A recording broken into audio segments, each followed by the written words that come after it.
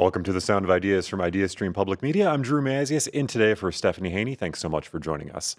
In May, the Akron Zoo welcomed more than a dozen new animal species, including the white-faced Saki monkey, green Arcari bird, and the axolotl species, which is a salamander-like animal that has a big online fandom.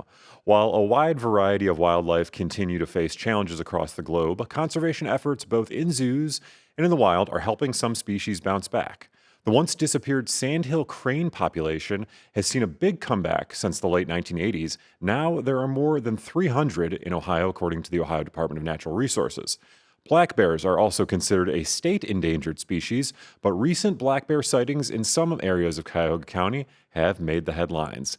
Today we'll talk to local experts about efforts to care for this wildlife and educate communities about the conservation work happening in our state. And we'll ask what to do if you happen to encounter a black bear in your driveway. Joining us for this conversation, we have Lauren McKenna, an animal care manager for Hoofstock, as well as a member of the primate and avian teams at the Akron Zoo. Lauren, thanks so much for being here. Hi, thanks for having me. We also have Stormy Goff, lead zoologist with Westmeister Farm. Stormy, welcome to the Sound of Ideas. Hi, thanks for having me. And finally, Dr. David Kryska joins us. He's a restoration ecologist with the Cleveland Museum of Natural History. David, welcome back to the show. Good to see you. Good to be back. And if you'd like to join this conversation, give us a call, 866-578-0903.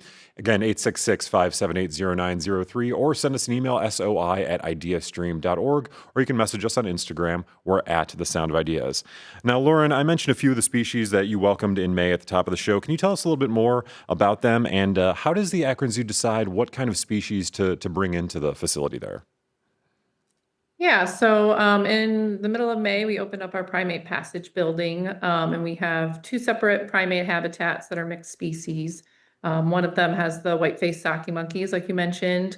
We have a family group in there, a mom and dad, and a juvenile who's a little over a year old. So she is very, very active. And then we also have cotton-top tamarins in there with them. We have a brother pair. And then we have the green aracari. So it's a good mix. It's a very busy habitat compared to the four lemurs we used to have in there. And then in the other monkey habitat, we have a pair of golden lion tamarins. They're a brother and sister pair. And then a pair of sun conures, who are also a brother and sister pair. But like you mentioned, we have the axolotls, and those have been a definite fan favorite, I think, of that entire building. Are these habitats that you already have built at the zoo, does that play a large part into what animals you're bringing in, building new facilities, species that might be found in the same ecosystem? Can you talk a little bit more about that planning of how to bring those in? Yeah, definitely. It took about maybe a year that we were planning what species and how we were going to convert those habitats. But yes, anytime you're kind of modifying an existing habitat, you're kind of under the constraints, right, of how big that habitat is. We made some modifications for those primates compared to what we had for the lemurs, but not a lot. And we knew we wanted to make it South American themed. So that kind of really drove what species we were looking at. Interesting. David, Northeast Ohio, speaking of habitats, features a lot of diverse habitats. We last had you on the show to talk about wetlands, but we also have forests in the area, prairie lands. How does the Cleveland Museum of Natural History care for and maintain such a wide variety of habitats across the region? Oh, it's a tall order. We've got so many diverse habitats, like you mentioned.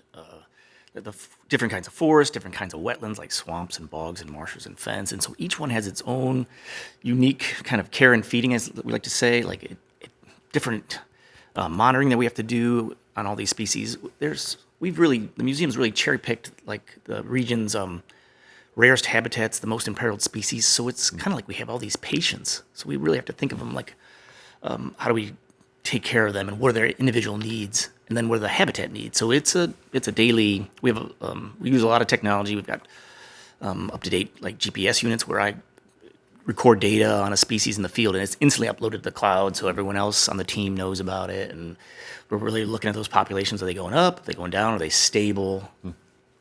Before the show started, we talked about GPS units on turtles and how you're tracking some reptiles and amphibians across Northeast Ohio. Can you expand on that a little bit? Sure. We've got a program with the Greater Cleveland Aquarium and Wild Forever Conservation Foundation, Toledo Zoo, as well. USDA Wildlife Services, where we've got this really comprehensive, trying to look at it from the habitat at Meadowmarsh, where we've been reintroducing Blanding's turtles. They hadn't been seen there since the 1930s. That's pretty amazing. And the person that saw them at that time said, wow, this is like the most Blanding's turtles I've ever seen. This is a guy named Roger Conant. He wrote the book on reptiles of Ohio. So anyways, we've got these little like iPhones essentially on these turtles. They're little like thumb size. They weigh as much as a quarter. Okay. And they got little solar panels on them. And we can see what these turtles are doing day in, day out. They weigh much as a quarter, like I said. So this is like 5%. So it's like putting on a tiny little backpack on these guys. And it's cellular. It's pretty neat. So not a non-invasive process or procedure for the turtles. Lauren, going back to you, we talked about the axolotl. I mentioned that in the beginning, and the different specializations that David had mentioned. Can you talk about the interest in the axolotl? Why was that a species that the Akron Zoo decided to bring in, and how do you care for a species like that? So I think a lot of children really love axolotls. I don't know exactly where that comes from. My children aren't into whatever show that is about axolotls, but there's something out there. So we knew it was a fan favorite. We knew it would drive interest and get kids excited, and it has. So they're in their own separate tank. We also have a fish species next to them in a new tank. So they're not too difficult to care for. We have 2 individuals in there right now. And I would say I hear kids talking about them more than I hear them talking about the monkeys. So They're very cute in a very strange way. They look kind of like a cartoon character in a way. So I can see why kids enjoy them, as long as you don't get the heebie-jeebies from reptiles and amphibians. I see you nodding your head, David. Mm-hmm. Yeah, what a face. Only a mother could love, kind of a thing. Yeah, mother axolotl. Stormy, let's bring you into this conversation. And Westmeister Farm, can you talk a little bit about the mission of the farm there and just some of the different species that you feature down there at Westmeister? So our main goal is to do conservation through education, and connect people with wildlife, so then they have that drive to go out there and support their local wildlife. We also have an axolotl, and we also got her to drive attention, and she does bring a lot of people in. So that's our main goal, is just doing animal encounters for connection through education and whatnot. So yeah, that's kind of what we do. We have over 20 species here. We have, like I mentioned, our axolotl. We have Asian small-clawed otters, 2 two-toed sloths, and then our capybaras as well. We also have my favorite, the trash girls, which is what we call them. We have our opossum, a skunk, and a raccoon as well, and that really helps us educate people about native wildlife and everything. If you're watching on the Ohio Channel or watching the YouTube stream, you can see some of the trash girls, which we'll get to in just a moment. We'll return to them. But you mentioned sloth, you mentioned otters, some of those species not necessarily found here in Northeast Ohio. So can you talk about the preparation and the kind of infrastructure that's needed to happen at the farm in order to care for species that are non-native to Northeast Ohio?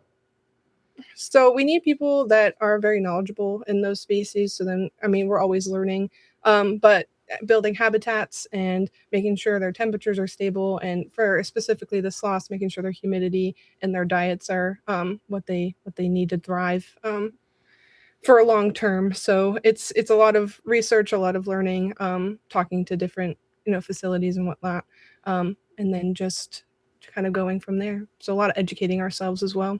How did you get into this industry, not industry, but this I don't know, occupation? What was the path to get you here? Yeah, so I have always loved animals, and that was kind of my goal since I was little. I went to school at OSU. I have my degree in zoology. I did a couple internships with the Columbus Zoo, and then I found Westmeister Farm, which we are still a very small family-owned animal encounter facility. I was shown interest, and they had an opening, so I emailed, and then I've kind of made my way up to where I am now. If you're just joining us on The Sound of Ideas, we're talking about wildlife across Northeast Ohio, some native species that are making a return, as well as some exotic species you can find in our area zoos. If you want to join the conversation, 866-578-0903. Again, that phone number is 866-578-0903, or the email is always open, soi@ideastream.org. David, I saw you kind of nodding your head as Stormy was talking there. And, education is such a huge part of the Cleveland Museum of Natural History. Can you talk a little bit about what that mission is like and how you're hoping to maybe inspire the next generation of folks who work with and get inspired by taking care of wildlife? Sure. All share, the three agencies share that similar mission of that, inspiring people with a passion for nature. And how do you do that? It's like start out when kids are young is an obvious one. Sometimes you have a mentor, like a grandparent that takes you out in the wild, or maybe scouting or bird clubs, that sort of thing. Speaking of which, bird watching has become so huge. So it's being around other people and just sharing that passion that really, really helps. And the museum's mission is all about inspiring a passion for nature and the conservation of nature. And we try to do it in multifaceted. We have a wonderful education team at the Natural History Museum that's right now doing summer camps, for example, and with all ages sort of a thing, all hands on deck type of approach. We take people out on field trips, so we can talk about all these rare species and stuff like that, and all these cool animal encounters. But there's nothing like being out in the field. So the museum offers those field trips out to the museum's natural areas. And we have 66 natural areas, 12,750 acres across Northeast Ohio, from like Kelly's Island down to Canton area, down to the Pennsylvania state line. And getting you out there, there's nothing that beats that. I can talk about a bald eagle, and then all of a sudden when you see one fly by, that's the real deal there. How important is it to protect those wild spaces that might be near a school district? Maybe it's near an urban space that you don't often think of. Not all the school districts are located near Mentor Marsh or Cuyahoga Valley National Park. So what's it like to connect to those school districts that are maybe close to a neighborhood park or a reservation or something like that? Like the museum has really brought in every fifth grader through the city of Cleveland schools. And there's so much wildlife in our backyards now that's moving into the county. And so just these little pocket patches of woods that other conservation organizations like Cleveland Metro Parks or the Trust for Public Land buy these little corner lots, that's where these kids can get their hands dirty. And that, when you're young and get your hands dirty, that's when you kind of build this comfortability, is that a word? That level of comfort with being out there. And you can see all sorts of different things. And we were talking about some of these animals that have moved in, not moved in, but well, they might. Cuyahoga County had its first bobcat record a couple years ago. It had its first Fisher record just more recently. Fisher's like a big kind of a weasel, like a mink, for people that have never heard of a Fisher. And then, of course, the black bear sightings from earlier this month. Yeah. Lauren, I want to ask you about the black bear sightings and what's driving that the move of black bears to come into different parts of Ohio and eventually now Cuyahoga County. To be honest, I'm not exactly sure. My guess would be there's some sort of disruption in their habitats that's kind of forcing them into more urban areas. But my advice would be if you see one, not to panic or run. Not do anything drastic, but just try and back away slowly, get back in your house and call your local wildlife experts and report the sightings. Yeah, David, do you want to weigh in on the black bear expert? What we think might be driving this migration kind of from the south and the east up into Northeast Ohio? I think it's that they're coming from Pennsylvania. I went to school at Slippery Rock in the early 90s, and there were about 8,000 black bears in Pennsylvania. And there was even a 3-day hunting season. And today that number's doubled. It's 16,000 black bears in Pennsylvania. And so these bears my guess is that they're spilling over. These are probably young males. And young males are amazing. They go like 100 miles. There was a sighting several years ago in downtown Akron. That's probably what we have on the doorbell cameras is some of these young males. They've been establishing females in like the rural counties, Ashtabula County along the county line, Trumbull County, Columbiana County, more and more sightings. We had some research done recently by the Division of Wildlife. That's the agency that oversees these guys, and that's the one that you really should call if you for to let them know about your sighting. But that they think there's sow with cubs, and they only go like maybe 4 miles from their den, so they're slowly creeping over. So this is something that the general public has got to get used to. In Pennsylvania, they've been dealing with it for decades, and it's just sort of like, just be mindful of like your garbage cans. If a raccoon can get into it, certainly a black bear. Your bird feeders, they feed birds, they feed bears too. So just keep your seeds inside the garage, keep your garage door closed. It's sort of those kind of just best management practices, best good habits. Yeah. I've done plenty of backpacking and hiking out in the wilderness, and I've seen black bears out there. And basic advice: get loud. Maybe throw a rock or a stick. They're probably more afraid of you than you are of them. As tough as that is to believe. They really are. They're like the coyotes. The coyotes are everywhere. They're just great avoiders. They avoid people, and that's the thing about the black bears as well. They can climb trees. Just remember that. And just between a sow, the female, and her cubs, that's probably one of the most dangerous situations. Just don't get between the two. Right. Stormy, I mentioned the growing number of sandhill cranes here in Northeast Ohio. Can you tell our audience a little bit more about that bird and why that population is growing here in Northeast Ohio?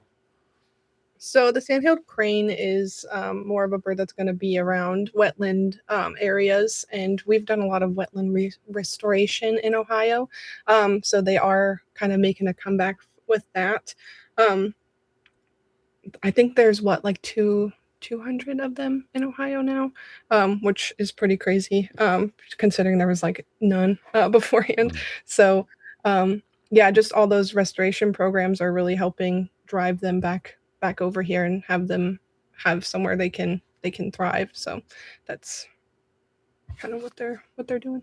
Yeah, yeah, David. I know we had talked about wetlands on this program before. That wetland preservation and restoration, is that contributing to these sandhill cranes returning? Yeah, Governor DeWine's H2IO program really is, boy, has it really protected a lot of wetlands, restored a lot of wetlands, and that's kind of like protect, enhance, created these in areas where it just was unsuitable for, like right along rivers, like the Maumee River, to help out with the harmful algal blooms. So it was like a win-win. Help Lake Erie. Wetlands are filters, they're kidneys. The water that percolates through them, any kind of agricultural runoff gets captured in there, and that's really contributed to that boom of the sandhill cranes. I saw a number the other day. They did a statewide survey. They meaning the Division of Wildlife, like 388 is I think the number I saw. Species of, individual counts of sandhill cranes. We had 2 different pairs at Minter Marsh just this last month hanging out. We don't know if they nested or not. But I mean, this is pretty exciting. It's a big bird coming back. Yeah, and that was a quick follow up to that. Where, if people are interested in seeing a sandhill crane, not that it's a guarantee to see one, but where would you recommend people go out and do some bird watching? Any thoughts there?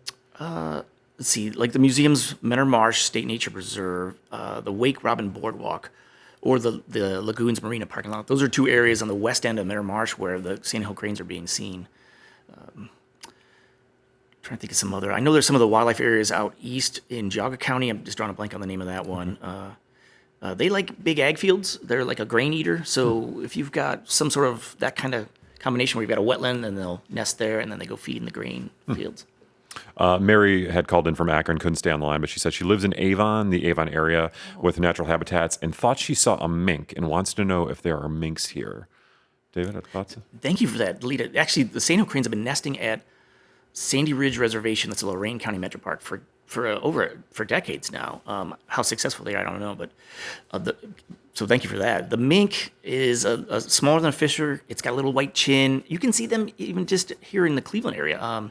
Rocky River Reservation in Rocky River, Strongsville, Millstream Run Reservation, Menor Marsh. They're just a very adaptable, again, a good avoider. They're around. Wildlife's all over the place. These cameras, the trail cameras, the doorbell cameras, that's really opening the door. That's how Cleveland Metro Parks was able to see the capture the fisher and the bobcat on camera. We've got lots of these trail cameras up now capturing wildlife, and we're using AI.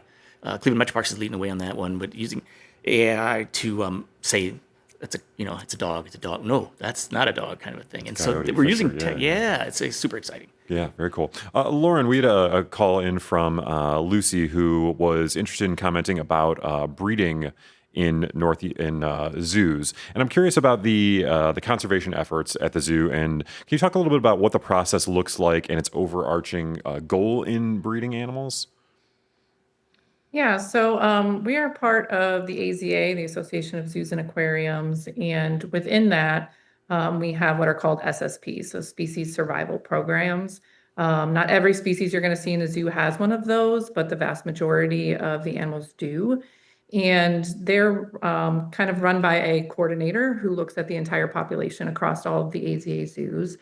And from a genetic standpoint, right? So we want to make sure that we have a genetically healthy population of animals within zoos.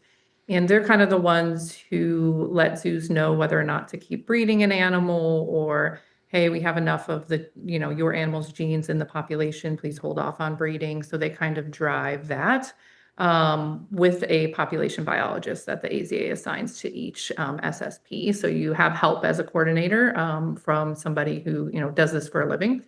And they send us recommendations on whether or not to breed or hold animals, or sometimes we might have to transfer them to another zoo.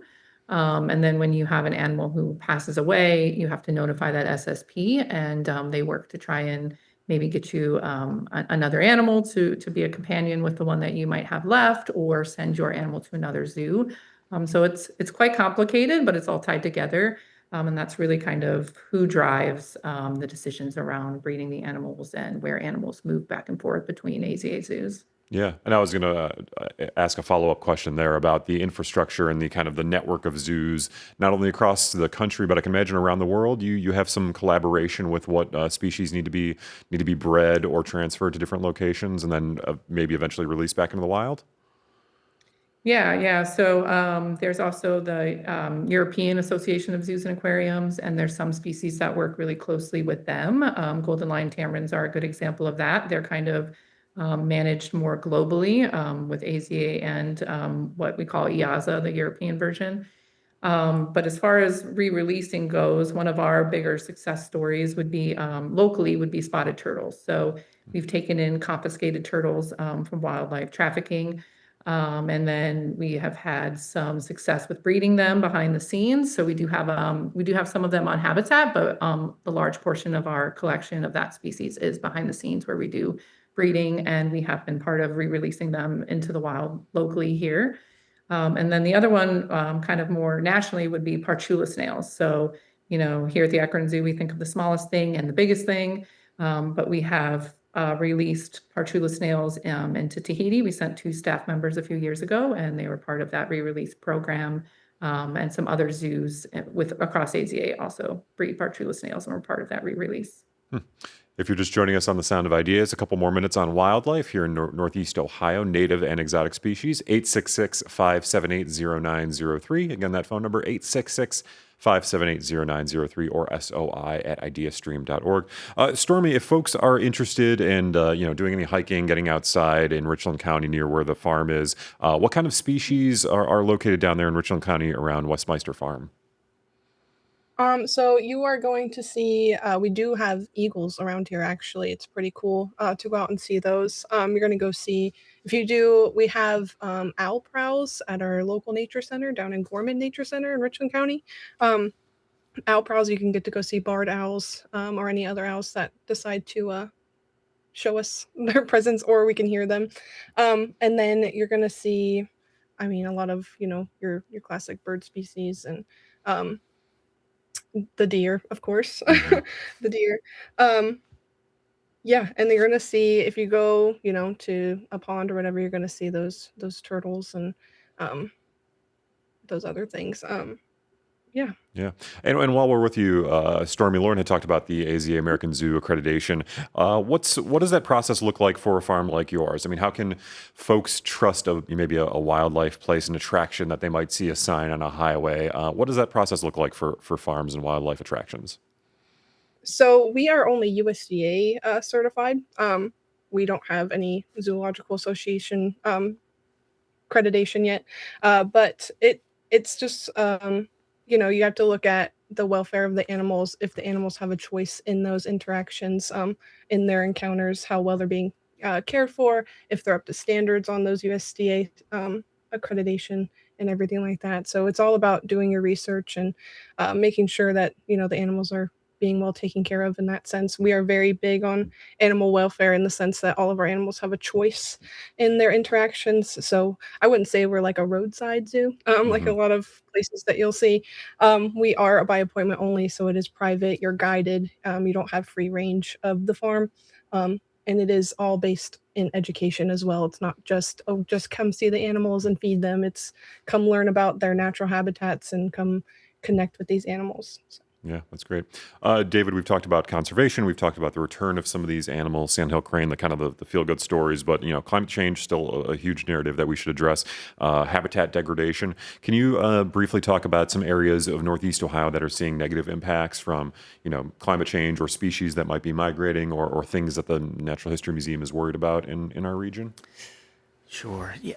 Like when you think about like what the conditions that keep us alive, we kind of have this Goldilocks where it's not too hot, not too cold, not too warm, and not too I say cold, warm, wet, dry. That's sort of like the limiter for every species. We call these bioclimatic variables. It just really means what's the hottest hot quarter and the coldest cold quarter and the driest dry and wettest wet. I try not to be too wonky, but it's like if it stays too hot for too long, or too cold for too long, or too wet for too long, or too dry for long, species start to wink out, and that's kind of that unraveling of the fabric. We live in our air-conditioned buildings and houses and cars, but the wildlife doesn't. So like the heat wave 2 weeks ago, when we were seeing 96 and 99 degrees on my car dashboard, those are stressors, and that those type of events, maybe they can handle for like a day or two, but 3, and then again today's in the 90s. It's this kind of unraveling of the fabric, and so those really hot events can be really rough on wildlife. Lauren, is that that kind of messaging, that education about climate change and the dangers that are out there, part of the mission of the Akron Zoo? Yeah, absolutely. We have a really active education department who visits local schools. We have animal ambassadors kind of representing their species that can go out to the schools and tell those stories. But yeah, climate change is one of those messages. And when we think about all the monkeys I mentioned earlier that are part of our primate passage, trees are their home. Without trees, they don't have a home. So as Chris mentioned, those forests that they live in South America are very vulnerable to heat and drought. If the trees die, their habitats are dying, right? That's their home. So, it's definitely a worry for them in their natural habitats. That's kind of the leading cause of all of their declines right now is habitat degradation. We have to wrap this conversation in just a moment, but I know the zoo will welcome a giraffe exhibit in 2028. I mean, we talked about some of the new species that are already there, but any future plans that you wanna share about the Akron Zoo?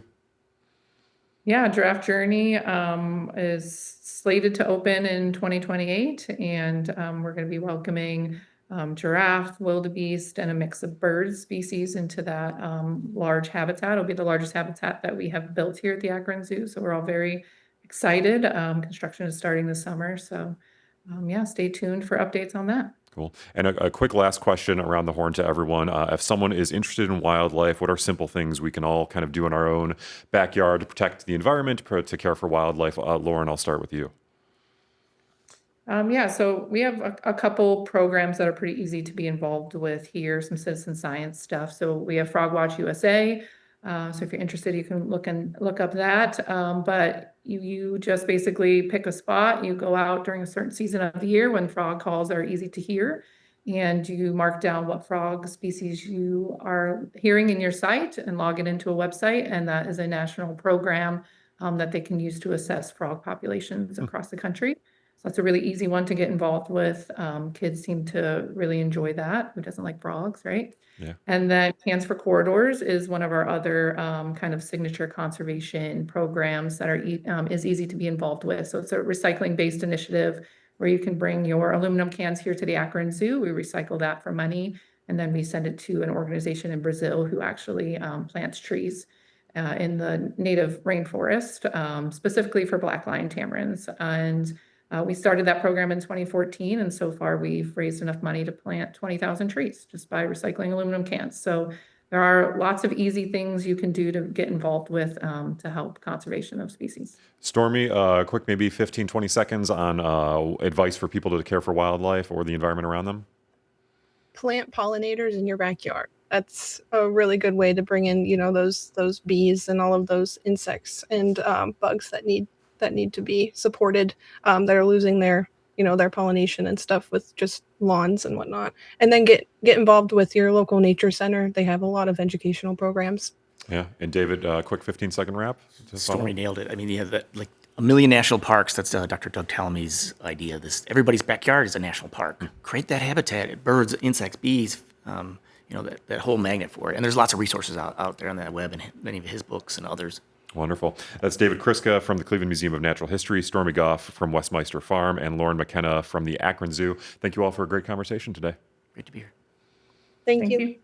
Time now for a quick break, but on the other side, a local professor looks back at the historical origins of white supremacy in a new book. This is The Sound of Ideas. I'm Drew Mazius. We'll be right back.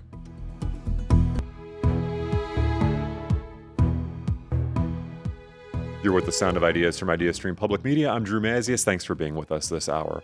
During the July 4th weekend, pictures of masked members of the white nationalist group, the Patriot Front, were seen riding the Washington, D.C. metro, and those pictures made headlines.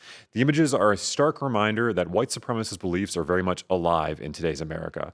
Dr. John Broik, Associate Professor of History at Case Western Reserve University, published White Supremacy, A Short History earlier this year. The book traces the origins and evolution of white supremacist thought across the English-speaking world, from ancient Greece and British colonialism to the Civil War, Nazism, and the present. Broik provides historical context for modern debates and shows how these ideas repeatedly resurface in mainstream politics. I spoke to Broik recently about the book, and this segment is on tape, so we can't take your calls, but weigh in via email, soi@ideastream.org. Here's our conversation. John Broik, welcome to the Sound of Ideas. Thank you, Drew. I'm really curious about the genesis of this book, and I want to know what led to you writing White Supremacy, A Short History. It's funny because I feel like I resisted writing it for years, even though it's so in my wheelhouse of British Empire history, history of race, nationalism, fascism. And then I was sort of kicked down the path of writing it in 2016. I didn't put pen to paper in 2016, but two things happened in 2016 that your listeners will recognize. One, the successful Brexit vote in June, I believe, of 2016. I happened to be in London at the time, and all of London woke up the next day after that vote in shock that the UK had voted to leave the European Union. And what does this mean for the UK, and why did it happen? So that was one.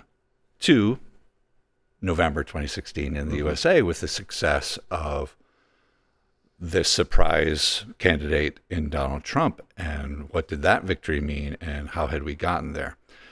So what that signaled to me was there was a movement, a transatlantic movement, and actually what turned out to be a global movement if we bring in Australia, New Zealand, Canada. There seemed to be a white identitarian movement going on. The only way that those two votes made sense is if there was a global development. And then two, a few years down the line, the murder by police of George Floyd in my hometown of Minneapolis, Minnesota. The murder of a poor black man at the hand of police is pretty familiar in the USA. What was not so familiar is that there was a protest movement, again, across the globe in honor of this man who was murdered, but also in the UK, Canada, Australia, New Zealand, folks recognizing that George Floyd was just one manifestation of something that was happening all over the globe. You had, a few weeks after Mr. Floyd was murdered, you had a statue of an early modern slaver named Colson, which was torn down in the harbor of Bristol in England and rolled into the bay. There were protests of indigenous folk dying at the hands of police in Australia, that sort of thing. And once again, I, like many people, was struck that this is a global movement, a recognition of a global situation. So after Brexit and Trump, and then George Floyd's murder and protest movements around the world, I said, okay, it's time. It's time to finally get it done and write this book. Yeah. And you could read this book, or one could read this book and think it's just a book about racism, or you could call it racism. So I'm wondering, what was the reasoning to not have this book be simply titled Racism, or A History of Racism? What is the difference between that and white supremacy? Could you explain that a little bit, your thoughts there? Yeah, there are really good books about racism. I am a white man. I am supremely privileged, and I have no experience of racism. So it's better to write other folks write that book, and there are scholars who do that. And in my book, I refer readers to some really good items for them to read. Now, racism is not white supremacy, so that's really important, Drew. Racism is a manifestation of white supremacy. Gutter racism, name-calling, in-your-face discrimination is just one way that white supremacy appears in the world. it's a devastating way. But white supremacy doesn't have to look like hate. And in fact, when white supremacy is doing its job best, hate is nowhere to be seen. White supremacy smiles, it soothes, it does things like define intelligence, it defines civility, it defines the right way of being in public in a way that's self-serving. And indeed, when people act in a way that doesn't fit the white supremacist mold of civility, they hear a tisk tisk. Well, that's no way to behave. That's when white supremacy is doing its job supremely well. So one, I'm not the guy to write the book about racism. I am the guy to write the book about the deep subterranean movements that keep a white race state white. And I think the biggest takeaway that I have from this book, and the most interesting one, is the intersection of capitalism and white supremacy. They seem to go hand in hand for much of what you write about. It really takes hold in the colonial era. What were your impressions as you were putting this book together that those two things grew in conjunction, white supremacy and early capitalism? Yeah, I'll tell you what, Drew, we historians love the slow story, the developments over generations or centuries. We're much more comfortable with that than the quick story of quick change. But I'll tell you that the rise of whiteness and blackness and capitalism were so fast, this historian just can't deny it. This would be the end of the 1600s, the early 1700s. And what you had was the rise of this sugar industry in places like Barbados, a tiny island, the surface area of which is smaller than the Cleveland within the Beltway. It's so small, and yet sugar grew so well there. Yeah. And the profits were out of this world. So what happened was you had a high demand for sugar back in England. You had a brutal, merciless industrial harvest and manufacture process on a place like Barbados and then places like Jamaica. And so the folks who are making a fortune needed a captive labor force willing to do literally backbreaking work under the subtropical sun in Barbados and Jamaica. And they couldn't get enough indentured laborers to do it. And the answer was to import captive labor from West Africa. And they did not want that labor force to be able to walk away. And they wanted the children of those laborers to also be unfree captives. So now your listeners are putting this together already at home or in the car. They're saying, well, what that is going to mean is they're going to make people slaves worthy of enslavement by blood. It was something completely new under the sun to say, this brown-skinned infant is a slave by blood. That's the new thing that the English invented. That's why when you hear people say, oh, slavery existed all over the world since time immemorial, why are we picking on these folks in 1700? The answer is because they invented slavery by blood. And observers at the time said this, Drew. They said, this is outlandish, this is outrageous. And they observed that flesh color was becoming synonymous with who was master and who was slave. Now, you asked about capitalism. Parliament back in England, the king back in England, The Bank of England were all invested in this sugar. Also, the East India Company going for spices. They were literally invested, Drew. They had shares in this backbreaking, slave-produced industry. So we call capitalism when the worker doesn't own the land, the plow, the ox, and the owner owns all that, and the owner makes their money grow. Usually that's part of the process in terms of stock. That's capitalism. And we see the moment of its creation at the same time as black and white come into being. And it doesn't, at no point does it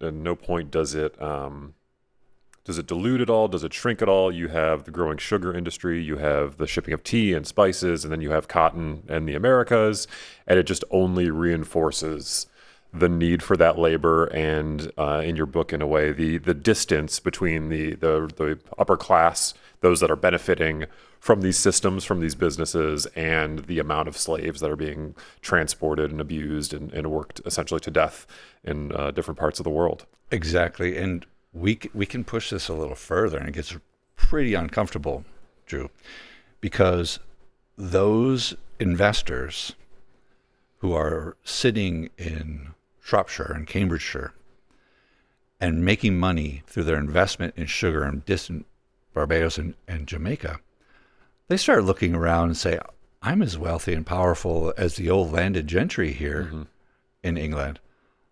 I want some of the rights and guarantees of my power that the old dukes and barons had. And they start getting ideas about making sure that they can get a jury trial, making sure they can't be pushed around by the crown, making sure that they can print broadsides in defense of their actions. They start wanting a bigger piece of the pie in terms of power. The same goes for the new capitalists in the American colonies. This demand for rights, they juxtapose with the total absence of rights by their enslaved victims. And when they get pushed too far by things like the Navigation Acts, we don't need an American history lesson right now. Remember your high school American history. When they feel pushed around too much by Parliament or the Crown back home, they get pushed so far that they say, we want a new state that is not defined as the property of King George, but is defined as the realm of freedom-loving, better than the English, more freedom-loving than the English, new people called Americans. And Drew, that means white men. And so how are we going to have a state without an owner? We're going to say it's a state for a people, Drew, for white people, for white men. Yep. We the people does not mean we the men, women, children of all colors. It means we the white men owners are going to make a state for a race state. The 18th century word for race, one of them is nation. Drew, a nation state. Yeah. That's what a nation state means. It means a race state, a white male race state. And I think it's very interesting that we're talking about this on the, near the 250th birthday of America. Just the parallel there are very interesting. And I was surprised to see, as we're talking about this specific time period, Enlightenment thinkers like John Locke, David Hume, Rene Descartes kind of called out in this book, contradictory to what we think of them as these liberal, humanist, again, enlightened thinkers. We kind of pulled a lot of racism from some of their beliefs. This civility, kind of social Darwinism comes out of this era as well. Can you talk about that a little bit? Well, they're very liberal towards themselves. they're very liberal minded towards other white men. Listen, a lot of these Enlightenment, we call them the Enlightenment because they literally said we're bringing light onto the world with our thinking. We want to think about how people should organize themselves, what the state should look like, what is good quality knowledge. They did a number of things. They carried on this early modern idea that we should order the world. We should, like Carl Linnaeus, we should order animals into Classify everything. classify everything. This is a rational, enlightened thing to do. Well, they turned that on humans. Perhaps we'd say it's very natural that Hume and Locke and these others would classify humans, and they would put themselves at the top of the classification. The highest order of human is an English man, is a German man, is a French man. Perhaps we say, well, that's just natural. But we should also say that it was very self-serving of them. Some of them were being paid by sugar profits. Some of them were marrying into families of sugar plantation owners. It was very self-serving of them to say, and brown-skinned people who we are calling black, indigenous people who we're calling Indian, they were the lowest. They were literally making money. It was paying for their studies. It was paying for their books. It was paying for their telescopes. They're literally making money by the slavery status quo. So it made cynical sense, a kind of sense, for them to say there are master races and there are slave races. It's intimately connected. You can't separate the Enlightenment from where the money came from. Sometimes when we think about white supremacy, we think about a hate crime, a neo-Nazi, a person. We kind of make them seem like a villainous individual. But as I was going through this book, I kind of had to wrestle with this thought that it's actually a system that we're all in, and it's a system that folks that look like you and me are kind of participating in, whether we want to or not. It just is something that we exist in. Does that resonate with you at all? Is that grasping too much? Is it something that you had to wrestle with as you were putting this book together, that it isn't just that person over there committing a hateful act, that it is kind of something we live in and exist in every day? Yeah, it's so hard. It is something we live in every day. I think I write in the book, it's a whole world. System is one of the words we use from it, but it's a whole world. It's a whole network of messages, of law, of education, of policing, of even the words we use to talk about it. And it is very frustrating, and that is for people who look like you and me, Drew. So I can't imagine the experience of, I'm a dad. I can't imagine the experience of being a dad of color and living in fear of my son having a police interaction, because the numbers show us how much more dangerous that is for a person of color, especially a young man of color.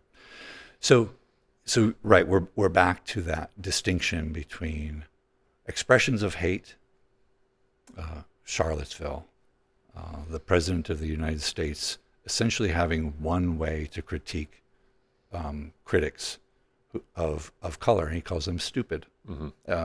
Pretty much every time, Drew. That's an expression of racism. But yeah, this book is more about the subterranean, deep roots, how it gets into everything. What that means is extracting white supremacy from its whole world into which it has its tentacles, will be and is difficult. But again, the book shows exactly how we got here, where those tentacles came from, how they change, because white supremacy is so unnatural, it has to keep on shifting its position on the playing field to survive. But it shows that white supremacy has a history, and things with histories change. That's the only thing a historian can guarantee you, Drew. We can't tell you where things will go. We can tell you exactly how we got here. But the one thing we can guarantee is that things will change. Nothing has ever remained the same.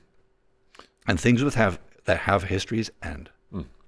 As we wrap this conversation, it is a history book. It's an academia book. At the end of every chapter, there's kind of some keynotes and takeaways. How do you see this book serving students, classrooms, folks that you interact with? What would you like to see done with this kind of knowledge? Yeah, listen.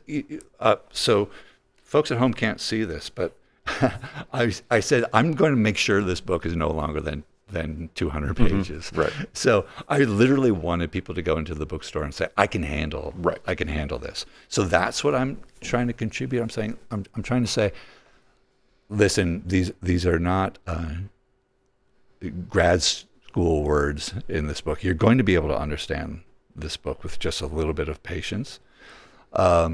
You will be able to follow it at the end of each chapter. I do say, hey, remember what we talked about in this chapter? A lesson plan in a way. Kind of. So that's what I'm trying to contribute. I took it upon myself to read the hard stuff, to read the state-of-the-art scholarship in our academic journals where historians are writing to one another. And I'll take it upon myself, not to dumb down, but to translate out of that professional language into layperson language, into language for people who are just curious. You can handle this. And yeah, ideally, if you're equipped with how we got here, you can think about how to get out of here or what it's going to take. The book is White Supremacy, A Short History. John Broik, an interesting read, a tough read, but very, very fascinating. Thanks so much for talking to us on The Sound of Ideas today. Thank you, Drew. Again, my conversation with John Broik. That wraps up the show today. If you missed any part of the program, you can hear a rebroadcast tonight at 9 on 89.7 WKSU. You can also find every episode of The Sound of Ideas wherever you get your podcasts and on the IdeaStream Public Media YouTube page. To get the last word on today's topics, send an email to soi@ideastream.org. You can find us on Instagram or at The Sound of Ideas. Tomorrow on the program, we'll discuss the City of Canton's new plan to combat the effects of climate change. And as the World Cup wraps up this weekend, we'll hear from some soccer fans hosting watch parties across the region. I'm Drew Mazius. Stephanie Haney is back in the host chair tomorrow. I'll talk to you soon.